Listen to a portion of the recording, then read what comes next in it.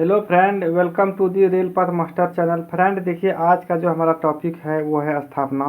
मैंने स्थापना से 100 क्वेश्चन करा दिए। आज जो है 101 से 150 तक कराएंगे, 50 क्वेश्चन कराएंगे दोस्तों। देखिए दोस्तों, ये टॉपिक काफ़ी इम्पोर्टेंट है। आप अगर एलडीसी जेई का एग्ज़ाम देने वाले हैं या आपका एग्ज़ाम है तो ये वीडियो आपके लिए हेल्पफुल रहेगा। दोस्तों देखिए, हम रेलवे में ड्यूटी करते हैं। ज़रूरत नहीं है कि हमको एग्ज़ाम में ही आना, जानकारी भी बहुत सारा ज़रूरी है। इसमें पूरे चीज़ जानकारी भी रखने के लिए है दोस्तों। दोस्तों देखिए, जो हम बताए हैं आप एक बार वीडियो देखिएगा तो आपको सुना हुआ चीज़ जल्दी याद रहेगा। थोड़ा मैंने ट्रिक से भी बताया हूँ दोस्तों। मैंने इस तरह के रोज़ ही वीडियो अपलोड करता हूँ। अगर आप हमारे चैनल को सब्सक्राइब नहीं किए तो प्लीज़ सब्सक्राइब कर लीजिए और बेल आइकन ज़रूर बजा लीजिए, ताकि जो भी मैं वीडियो अपलोड करूं वो आप तक पहुंच जाए। दोस्तों देखिए, क्वेश्चन आप अंत तक देखिएगा तभी आपको मज़ा आने वाला है, ऐसे मज़ा नहीं आएगा। क्योंकि आप पूरे तक देखिएगा तभी पता चलेगा कि क्वेश्चन में क्या बताए क्या नहीं। तो इसलिए चलते हैं क्वेश्चन को। भी क्वेश्चन क्या कहते हैं कि प्रतिपूर्ति राशि को डैश में जमा कराया जाना चाहिए। देखिए, प्रतिपूर्ति राशि क्या होता है, पहले वो चीज़ आपको समझना चाहिए। देखिए दोस्तों, प्रतिपूर्ति राशि ये होते हैं कि जो कोई आदमी मर जाते हैं तो उसको प्रतिपूर्ति राशि मिलती है। समझे कि कोई आदमी काम कर रहे हैं, रेलवे की आधिकारिक ड्यूटी करते हुए मर जाते हैं तो उसे प्रतिपूर्ति राशि दिए जाते हैं। तो देखिए, प्रतिपूर्ति राशि को सभी आदमी से लिए जाते हैं। वो जो जमा किए जाते हैं, कहाँ किए जाते हैं, तो वो श्रम आयुक्त में जमा किए जाते हैं। जब किसी व्यक्ति को, कर्मचारी को, रेलवे कर्मचारी को आधिकारिक ड्यूटी करते हुए मर जाते हैं तो श्रम आयुक्त क्या करते हैं, उसको प्रतिपूर्ति राशि देते हैं।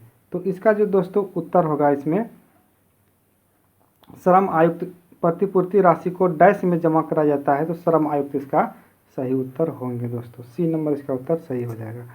देखिए नेक्स्ट क्वेश्चन और क्या कहते हैं कि रेल कर्मचारी के परिवारों को अनुग्राही एक मुफ्त प्रतिपूर्ति दी जाती है। देखिए, एक मुफ्त प्रतिपूर्ति कब उसको दी जाती है, ये चीज़ आपको समझना पड़ेगा। प्रतिपूर्ति ऐसा नहीं कि कभी भी ले सकते हैं, ऐसा नहीं होता है। जो वास्तव में आधिकारिक ड्यूटी करते हुए मर जाते हैं उन्हें ही प्रतिपूर्ति राशि दी जाती है दोस्तों, ऐसे नहीं दिए जाते हैं। अब बताइए कि प्रतिपूर्ति राशि कितना देते हैं। तो देखिए, अगर कोई आदमी ड्यूटी के दौरान मर जाते हैं, ड्यूटी करते हुए, आधिकारिक ड्यूटी करते हुए, तो उसको 25 लाख रुपया जो है मिलते हैं दोस्तों। वो कहाँ से मिलते हैं, तो श्रम आयुक्त से मिलते हैं।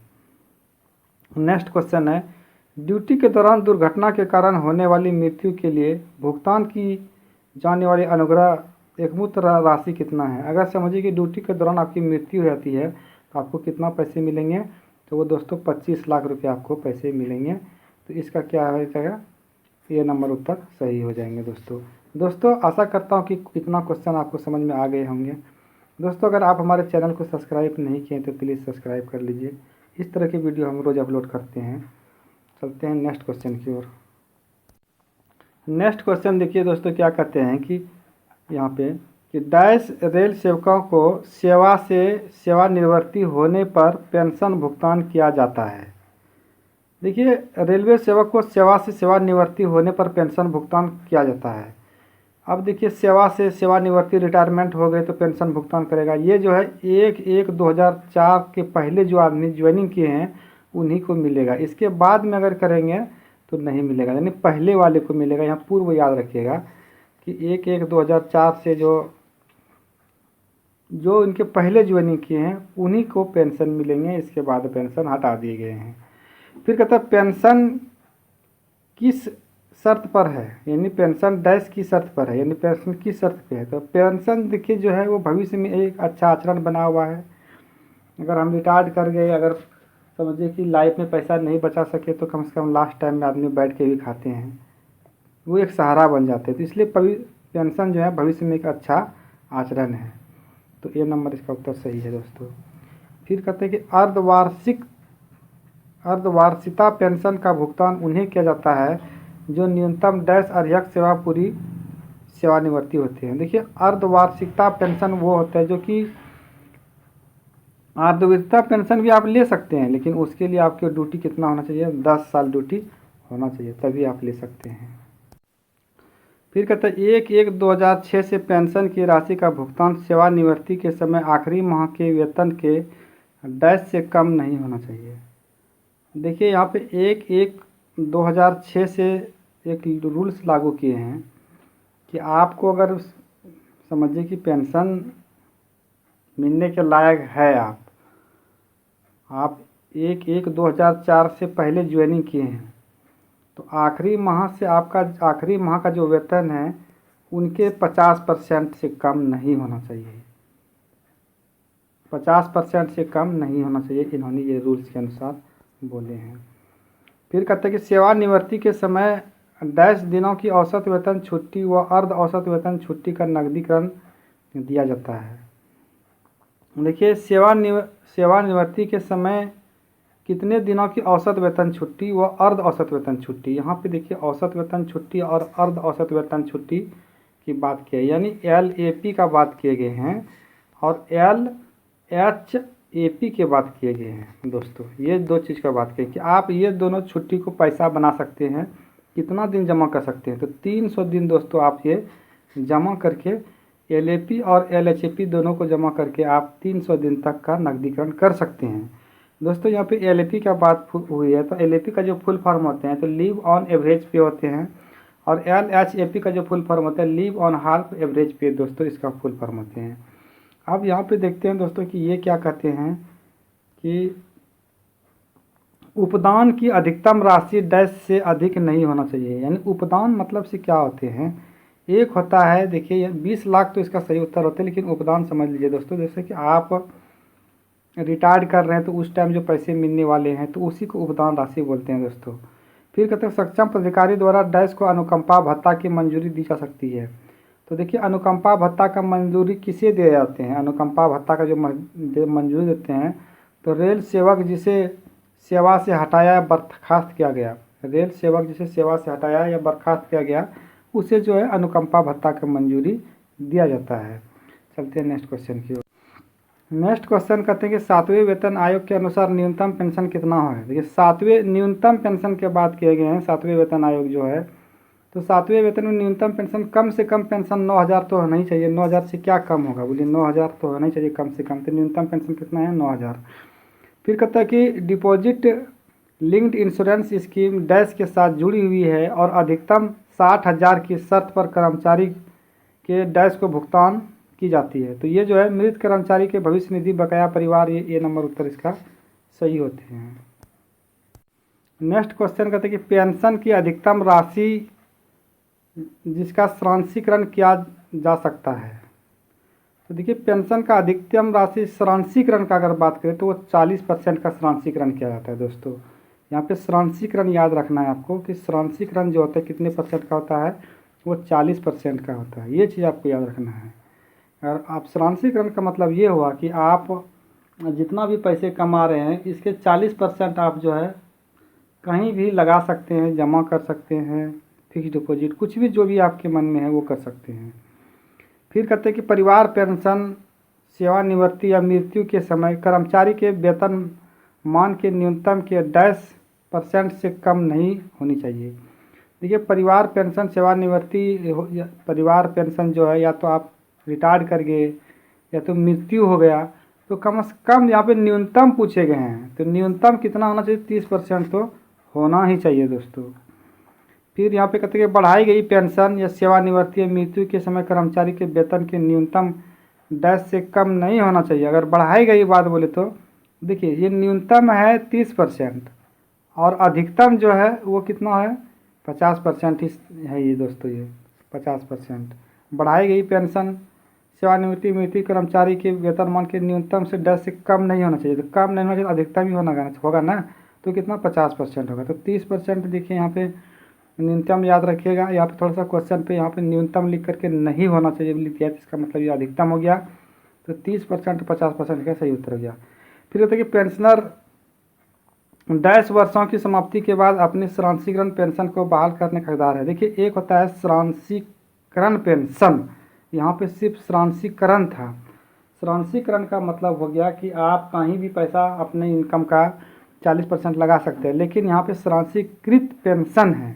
तो जो है सारांशीकृत पेंशन आप तभी पाने का हकदार होंगे जब आपका सर्विस 15 साल होगा तभी। तो 15 वर्ष इसका उत्तर सही हो जाएंगे। तो ऊपर वाला क्वेश्चन याद हो गया आपको कि न्यूनतम जो पेंशन है वो कितना 30%, और बढ़ाई गई पेंशन कितना 50%, और इस सारांशीकृत कितना है 15%। चलते हैं नेक्स्ट क्वेश्चन की ओर। नेक्स्ट क्वेश्चन है दोस्तों कि पीआरसीपी 10 वर्षों की सेवा पूरी करने के बाद सेवानिवृत्ति रेलवे सेवक के लिए अनुमेय है। दोस्तों यहाँ पे बात हुआ है पीआरसीपी का। यहाँ पे बात किस चीज़ की हुई है? पीआरसीपी का दोस्तों बात हुई है। तो देखते हैं कि पीआरसीपी क्या बोलते हैं। यहाँ पे बात क्या हुआ है पीआरसीपी। तो देखते हैं दोस्तों कि पीआरसीपी का फुल फॉर्म क्या होते हैं। तो देखिए पीआरसीपी का जो फुल फॉर्म होता है, इसका पी से होता है पोस्ट, आर से होता है रिटायरमेंट, सी से होता है कम्प्लीमेंट्री, और पी से होता है पासेस। यानी अब देखिए कि आप फुल फॉर्म क्या, पोस्ट रिटायरमेंट कम्प्लीमेंट्री पासेस, इसका पीआरसीपी का फुल फॉर्म होता है दोस्तों। तो पोस्ट रिटायरमेंट कम्प्लीमेंट्री पासेस कितने वर्ष सेवा पूरी करने के बाद सेवानिवृत्ति रेलवे सेवक के लिए अनुमेय है।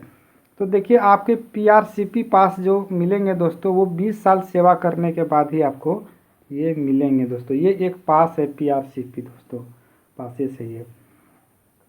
फिर देखिए नेक्स्ट क्वेश्चन क्या कहते हैं यहाँ पे कि रेल सेवक न्यूनतम डैश की अर्हक सेवा पूरी करने के 3 महीने की अग्रिम सूचना देते हुए स्वैच्छिक सेवानिवृत्ति के हकदार होंगे। अब वो कितना वर्ष सेवा सर्विस कर लेगा जो कि 3 महीने पहले सूचना दे करके वो रिटायरमेंट ले सकते हैं। आप रिटायरमेंट ले सकते हैं, लेकिन अपने मर्जी से रिटायरमेंट ले सकते हैं, लेकिन इसमें कंडीशन है कि आपको इतना साल सर्विस करना ही चाहिए। तो आप अपने मर्जी से रिटायरमेंट लीजिएगा तो आपको 20 साल तो सर्विस करना ही चाहिए। 20 साल सर्विस होने के 3 महीने पहले आप अग्रिम सूचना दे दीजिए। जैसे 20 साल पूरने वाले हैं कि सर मैं जैसे 20 साल पूरेंगे तो मैंने रिटायरमेंट होने हैं, तो आपको फिर कोई दिक्कत नहीं होगा। 3 महीना पहले आप सूचना दे चुके हैं, आप रिटायरमेंट ले सकते हैं। अगर सूचना दे भी दिए हैं उस टाइम आप फिर अनविलिंग लेटर दे दीजिएगा, सर नहीं अब मुझे और करना है, तो कोई बात नहीं है। लेकिन एक बार अगर आप निकल गए तो दोबारा फिर सर्विस में ज्वाइनिंग नहीं हो सकती, ये भी बात आपको याद रखना होगा। फिर कहते हैं कि विकल्प देने वाले पेंशनर या परिवार पेंशनर को 1/7/17 से प्रति माह 250 रुपया नियत चिकित्सा भत्ता की राशि भुगतान किया जाएगा। देखिए यहाँ पे चिकित्सा भत्ता बोले गए दोस्तों। तो देखिए विकल्प देने वाले यहाँ पे समझना पड़ेगा क्वेश्चन को, इसलिए कहते हैं कि दोस्तों मेरे चैनल को सब्सक्राइब कीजिए, मैंने अच्छे तरीके से आपको समझा दूंगा क्वेश्चन। देखिए आप कहते हैं विकल्प देने वाले पेंशनर या परिवार पेंशनर को 1/7/2017 में एक रूल्स लागू किया दोस्तों कि आप अगर बाहर से दिखाना चाहते हैं, रेलवे से कोई आपको संबंध नहीं है, तो आप क्या कीजिए 1000 रुपया महीना ले लीजिए। अगर आप 1000 रुपया आप महीना लेते हैं तो आप रिटायरमेंट के बाद चाहिएगा कि रेलवे हॉस्पिटल में हम इलाज करवा लेंगे, तो नहीं होगा, क्योंकि आप विकल्प दे चुके हैं कि हमको हॉस्पिटल नहीं जाना है, मुझे चिकित्सा भत्ता जो है 1000 रुपया दे दीजिए। अगर दोस्तों आपको 1000 रुपया महीने नहीं चाहिए तो आप रेलवे में से कितने भी बड़े बीमारी हो वहाँ पे आप दिखा सकते हैं, जो भी खर्च होंगे वो रेलवे देंगे। तो अच्छा तो मेरे अनुसार वही है कि पेंशन 1000 रुपया नहीं लेना, क्योंकि शरीर का कोई गारंटी रहता नहीं कब क्या हो जाए।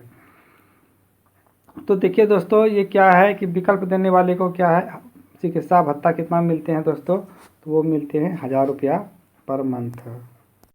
नेक्स्ट क्वेश्चन है कि सेवा की प्रत्येक छमाही पूरा करने पर 1/4 महीने के वेतन की दर उपदान भुगतान किया जाता है, जो अधिकतम 22 महीने के वेतन या 20 लाख रुपया जो भी कम हो की शर्त पर है। देखिए दोस्तों ये क्या है, इसका तो उत्तर 1/16 गुना होते हैं।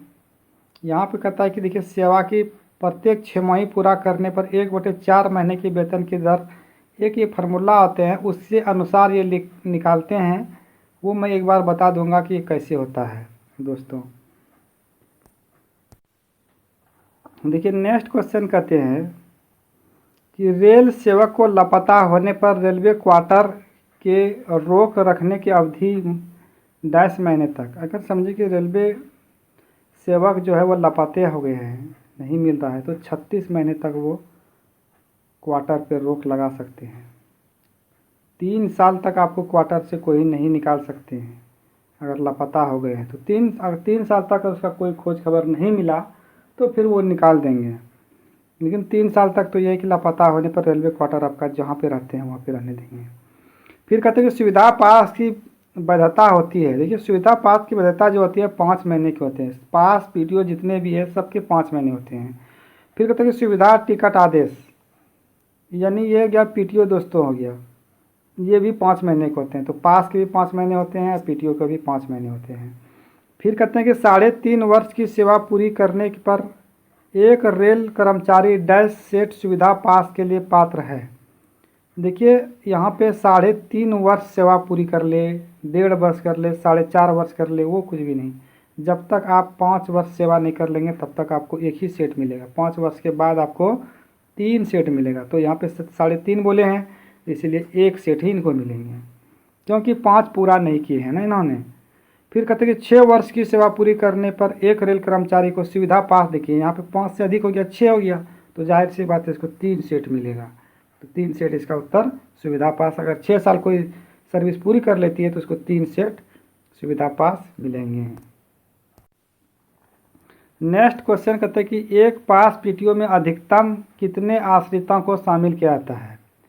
देखिए, एक पास पीटीओ में अधिकतम यहाँ पे आश्रितों को शामिल किया जाता है। अधिकतम आश्रितों को तो आप दोस्तों 2 ही को शामिल कर सकते हैं। फिर कहते हैं कि 25 वर्ष और उससे अधिक की सेवा वाले ग्रुप डी कर्मचारी हर वर्ष 1 सेट सेवानिवृत्ति उपरांत मानार्थ पास के लिए पात्र है। आप 25 वर्ष या उससे अधिक की सेवा अगर पूरा कर लिए हैं और ग्रुप डी के कर्मचारी है तो 1 सेट सेवानिवृत्ति उपरांत मानार्थ पास उसको बोलते हैं दोस्तों। अगर कोई आदमी रिटायर्ड कर जाते हैं तो उसको कौन सा पास मिलते हैं, तो मानार्थ पास मिलते हैं, वो 1 ही सेट मिलते हैं। ये चीज़ बहुत इंपॉर्टेंट बात है कि 1 ही सेट उनको मिलते हैं। 5 महीने तक ही वो फिर यात्रा कर सकते हैं पास के ऊपर। अभी तो दोस्तों ऐसा रूल्स लागू कर दिए हैं कि अगर आप कहीं पे यात्रा करते हैं तो पास को रजिस्ट्रेशन करना पड़ता है, तभी आप यात्रा कर सकते हैं। कई बार टीटी पूछ लेते हैं कि आप यात्रा कर रहे हैं तो इसमें रजिस्ट्रेशन क्यों नहीं कराए हैं, लेकिन कई नहीं पूछते हैं। नहीं पूछते हैं तो बहुत अच्छी बात है, क्योंकि उतना टाइम नहीं रहता है कि कहीं गए तो उसको रजिस्ट्रेशन कराना 1 दिन उधर ही पार हो जाता है समय। तो रूल्स अभी ऐसे नहीं निकाल दिया कि अगर कहीं लंबी यात्रा कर रहे हैं तो आप क्या कीजिए, उसको रजिस्ट्रेशन करवा के चलिए, इसमें कोई दिक्कत नहीं है। पहले ये रूल्स लागू नहीं हुए थे दोस्तों। तो यहाँ देखिए 25 वर्ष सेवा पूरा करने पे कितना मानार्थ पास कितना मिलते हैं, 1 ही मिलते हैं। ये देखिए बहुत ही इंपॉर्टेंट क्वेश्चन है कि द्वितीय श्रेणी के सुविधा पास का रंग कैसा होता है। तो देखिए, द्वितीय श्रेणी का जो सुविधा पास के रंग होता है वो गुलाबी होते हैं दोस्तों। और कहते हैं कि प्रथम श्रेणी का जो सुविधा पास के रंग होते हैं हरा होते हैं। तो हरा गुलाबी ऐसे याद रखिए, हरा गुलाबी, प्रथम हरा, द्वितीय गुलाबी, हरा गुलाबी, हरा गुलाबी, ऐसे 3-4 बार बोलिए, याद हो जाएगा हरा गुलाबी। नेक्स्ट क्वेश्चन है दोस्तों कि ये कहते हैं कि निम्नलिखित विवाहित पुत्री सुविधा पास में शामिल किए जाने के लिए पात्र है। यहाँ पे देखिए विवाहित पुत्री है, अब इनके शादी ब्याह हो गए हैं, सारे जिम्मेदारी इनके हस्बैंड के ऊपर है, तो इसीलिए इसे अब नहीं पात्र में नहीं रखा जाएंगे। जब ये समझिए कि शादी ब्याह नहीं हुए हैं तो इसको रख सकते हैं, क्योंकि पापा के ऊपर जिम्मेदारी है, तो पापा का जॉब है तो मम्मी पापा का जॉब है तो शामिल कर सकते थे। उम्र का इसमें कोई बात नहीं। विवाहित चाहे वो 50 साल तक भी रहेगी कोई लड़की, तो उसको शादी नहीं 50 साल तक करेगी तो 50 साल तक पास में उसका नाम रहेंगे। जिस दिन वो शादी कर ले 18 साल के बाद तो फिर उसका पात्र नहीं होंगे दोस्तों। फिर कहता है कि निम्नलिखित अविवाहित पुत्री सुविधा पास में शामिल किए जाने के लिए पात्र है। यहाँ पे बहुत बढ़िया बात है, अविवाहित है तो कर सकते हैं। तो कोई भी इसका उम्र नहीं होते हैं, जब तक वो कुंवारी रहेगा तब तक, क्योंकि अविवाहित है। निम्नलिखित अविवाहित पुत्री सुविधा पास में शामिल किए जाने के लिए पात्र है। हाँ है, इसका कोई उम्र नहीं है, जब तक वो कुंवारी रह सकती है मम्मी पापा के पास। फिर कहते हैं कि यदि पति पत्नी दोनों रेलवे में नियोजित है तो सुविधा पास का लाभ उठाने के लिए पात्रता होगी। देखिए, जब पति पत्नी दोनों नियोजित है तो केवल एक को ही मिलते हैं, क्योंकि पति का नौकरी रहता है तो पत्नी भी पास में अपना नाम पूरा फैमिली डिक्लेरेशन में आ जाता है। अगर पति का रहता है तो पत्नी का भी फैमिली डिक्लेरेशन में, तो क्यों ज़रूरत है किसी को परेशान करना। इसीलिए क्या है, कोई एक भी रहेगा तो एक से ही कनेक्शन उसका हो जाएगा, ज़रूरत नहीं कि सभी का स्टेटमेंट देना ज़रूरी है। इसीलिए जो है अगर दोनों है तो कोई पात्र होते हैं। चलते हैं नेक्स्ट क्वेश्चन की ओर। देखिए, नेक्स्ट क्वेश्चन क्या कहते हैं दोस्तों कि ग्रुप ए पदाधिकारी देखिए, ग्रुप ए पदधारी है। ग्रुप ए पदधारी सरकारी सेवक अपने निकट संबंधियों से या अपने निजी मित्रों से जिसका उनके साथ कोई आधिकारिक व्यवहार ना हो उपहार स्वीकार कर सकता है, लेकिन सरकार को एक रिपोर्ट प्रस्तुत करेगा यदि ऐसे उपहार का मूल्य निम्न में से अधिक है। देखिए, यहाँ पे पूरे क्वेश्चन आप नहीं पढ़िएगा। अगर इस तरह से रहे तो, और समय कम रहे, समय ज़्यादा रहे तो पढ़िए, ऐसा नहीं है। कम रहे तो खाली ये चीज़ देखिएगा कि ग्रुप कौन सा है। ग्रुप ए है तो ग्रुप अगर ए है तो 25,000, और ग्रुप सी है, अगर ग्रुप सी है तो 7500, और ग्रुप सी और डी दोनों हैं। दोस्तों, यहाँ पे ग्रुप सी है, यहाँ पे ग्रुप सी नहीं होगा, यहाँ पे ग्रुप डी होगा दोस्तों।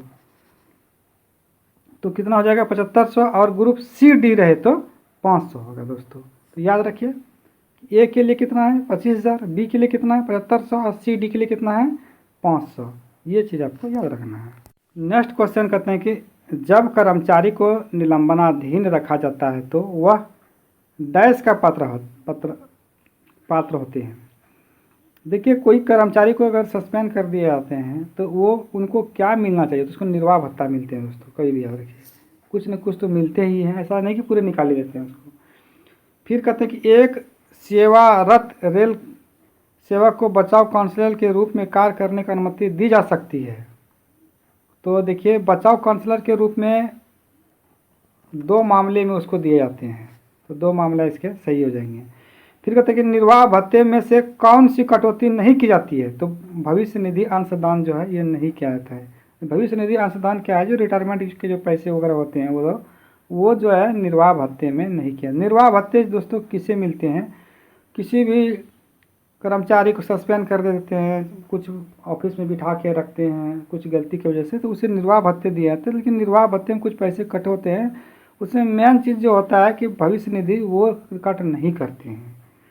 तो चलते हैं नेक्स्ट क्वेश्चन की ओर। दोस्तों, नेक्स्ट क्वेश्चन कहता है कि निम्नलिखित में से कौन सा कटौती निर्वाह भत्ते से निषिद्ध है। तो देखिए, इसमें मकान किराया, आयकर, स्टेशन डेबिट, लेकिन अदालती कुर्की जो है इसका सही उत्तर होते हैं, ये निषिद्ध है दोस्तों। अदालती कुर्की जो है निर्वाह भत्ता से निषिद्ध है। फिर कहते हैं अनुशासन व अपील नियम 1968 के अंतर्गत किसी भी रेल कर्मचारी के विरुद्ध कार्रवाई आरंभ करते समय कितने प्रकार का मानक फॉर्म का उपयोग किया जाता है। तो देखिए, मानक फॉर्म का उपयोग यहाँ पे मानक स्टैंडर्ड बोलते हैं, अब फॉर्म को बोलते हैं, यानी मानक फॉर्म को इंग्लिश में दोस्तों एसएफ बोलते हैं। देखिए, मानक फॉर्म को इंग्लिश में क्या बोलते हैं, एसएफ, यानी एसएफ का फुल फॉर्म होता है स्टैंडर्ड फॉर्म। स्टैंडर्ड फॉर्म में इसका फुल फॉर्म दोस्तों होते हैं, स्टैंडर्ड में मानक होते हैं दोस्तों। तो देखिए, यहाँ पे क्वेश्चन ये चीज़ कह रहा है कि किसी भी अनुशासन व अपील नियम 1968 के अंतर्गत किसी भी रेल सेवक को विरुद्ध कार्रवाई आरंभ करते समय कितने प्रकार का मानक फॉर्म भरे जाते हैं। तो दोस्तों, टोटल 1 से लेकर 11 तक होता है।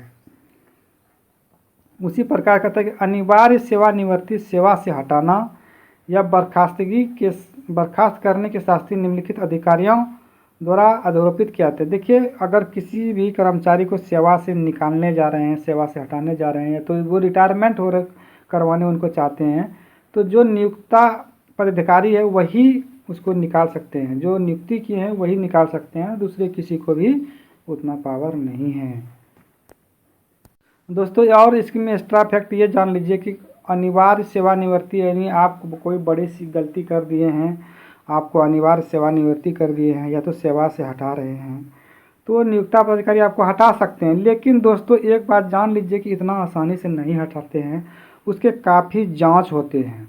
वो जांच में अगर आप सीरियस पकड़ा गए, आपका सरासरी गलती है, वो गलती माफ़ करने के लिए लायक नहीं है, तभी आपको सेवानिवृत्ति से हटा सकते हैं, अपना सर्विस से वो यहाँ से भगा सकते हैं दोस्तों। ऐसे नहीं, छोटी मोटी गलतियों पे सभी माफ़ कर देते हैं दोस्तों। लेकिन भगवान से यही दुआ रखें कि किसी भाई से कोई गलती ना हो, क्योंकि बहुत मुश्किल से सब अपना मेहनत से पैसे कमाते हैं। नेक्स्ट क्वेश्चन है दोस्तों कि किन परिस्थितियों में एक पक्षीय जांच हो सकती है।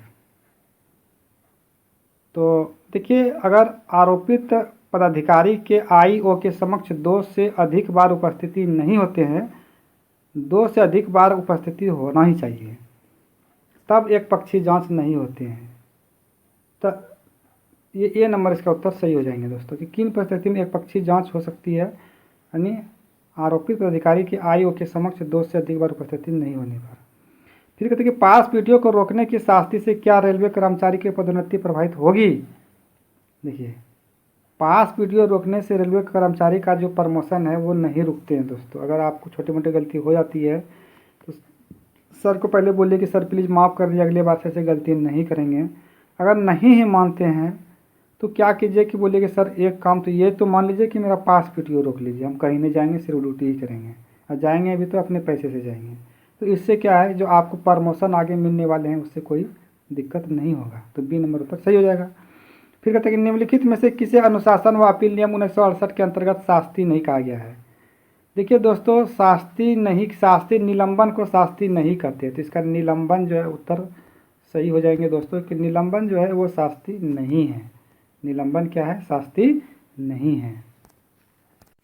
फिर कहते हैं कि निम्नलिखित में से किस व्यक्ति को बचाव काउंसलर के रूप में नहीं नियोजित किया जा सकता है। निम्नलिखित में से किस व्यक्ति को बचाव काउंसिल के रूप में नियुक्त नहीं किया जा सकता है। तो दोस्तों देखिए, ये एक कानूनी याचिका है, कानूनी याचिका इसका सही उत्तर हो जाएगा। कानूनी याचिकाकर्ता निम्नलिखित में से किस व्यक्ति को बचाव काउंसलर के रूप में नहीं नियोजित किया जा सकता है, तो एक कानूनी याचिकाकर्ता सही उत्तर होंगे दोस्तों इसका। नेक्स्ट क्वेश्चन कहते हैं कि कौन से प्राधिकारी पेंशनरी लाभ में कटौती कर सकते हैं। देखिए, पेंशन में आपको कोई लाभ करवा सकते हैं वो भारत के राष्ट्रपति है, वो जो है पेंशन में लाभ कर पा सकते हैं। और ये और एक चीज़ कर सकते हैं कि अगर आप रिटायरमेंट हो गए हैं, अगर वो चाहे कि नहीं 2 साल 4 साल 5 साल इसको और हम सर्विस दें, तो वो रिटायरमेंट के बाद भी आपको 4 साल 5 साल सर्विस दे सकते हैं राष्ट्रपति साहब। तो इसका राष्ट्रपति से उतर जाएंगे। फिर कहते हैं कि रेल सेवक को सेवा से हटाने या बर्खास्तगी के मामले में क्या पेंशन भुगतान किया जा सकता है। रेल सेवक को सेवा से हटाने या बर्खास्तगी के मामले में क्या भुगतान किया जा सकता है। तो अनुकंपा भत्ता पर ही सब दोस्तों विचार किया जाता है और दूसरे पे विचार नहीं किया जाता है। अगर रेल सेवक को सेवा से हटाने या बर्खास्त, ये सब चीज़ नहीं होना चाहिए, क्योंकि इससे बहुत नुकसान होते हैं पेंशनर को, रेलवे कर्मचारी को, कि अगर सेवा से हटा देते हैं, बर्खास्त कर देते हैं, तो इसको देखिए बहुत सारा चीज़ नहीं मिल पाते हैं। तो उसको सिर्फ अनुकंपा भत्ता पर ही विचार किए जाते हैं। नेक्स्ट क्वेश्चन है कि सेवानिवृत्ति के बाद आरोप पत्र केवल डैश द्वारा जारी किया जा सकता है। देखिए, अगर आप रिटायरमेंट समझिए आपका होने वाले हैं कुछ ही दिन में, अगर राष्ट्रपति चाहे कि आपको और सर्विस दिया जाए तो वो दे सकते हैं आपको। तो ये भारत के राष्ट्रपति सही उत्तर होंगे इसका। सेवानिवृत्ति के बाद भी आप ड्यूटी कर सकते हैं, लेकिन राष्ट्रपति का इसमें आदेश होना चाहिए।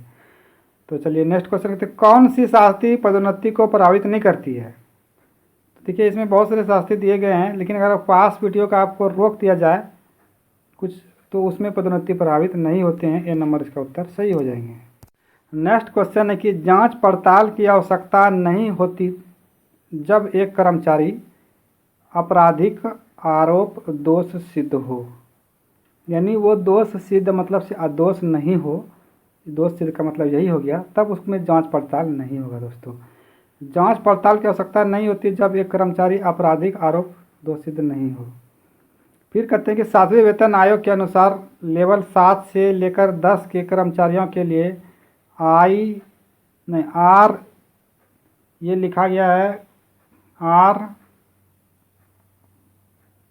RELEHS में शामिल होने के लिए अंशदान की दर पिछले महीने आहरित मूल्य वेतन या डैश राशि जो भी कम में हो। देखिए यहाँ पे एक चीज़ खाली आपको याद रखना है, यहाँ पे जो है ना IELEHS, ये चीज़ आपको याद रखना कि ये कितना इसमें राशि मिलते हैं। IELESH जो होता है दोस्तों, इसका फुल फॉर्म अभी तो आपको जानना जरूरी है। क्या है ये? आई है, ई है, एल है, ई है और एच है और एस है दोस्तों। तो देखिए यहाँ पे IELEHS इसके फुल फॉर्म क्या होते हैं।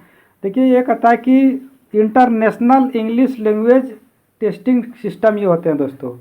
International English language testing system इसके फुल फॉर्म होते हैं। अगर इसमें कितना पैसे मिलते हैं मूल वेतन से, तो ये 78,000 रुपया मिलते हैं दोस्तों। ये दोस्तों अगर आपको हमारे मेहनत अच्छे लगते हैं तो कृपया हमारे चैनल को सब्सक्राइब कीजिए। मैंने इस तरह से डेली वीडियो अपलोड करता हूँ, आप सब्सक्राइब कर लीजिएगा तो हमको एक मोटिवेट मिल जाएगा दोस्तों, और इससे कुछ हमको मिलते नहीं हैं।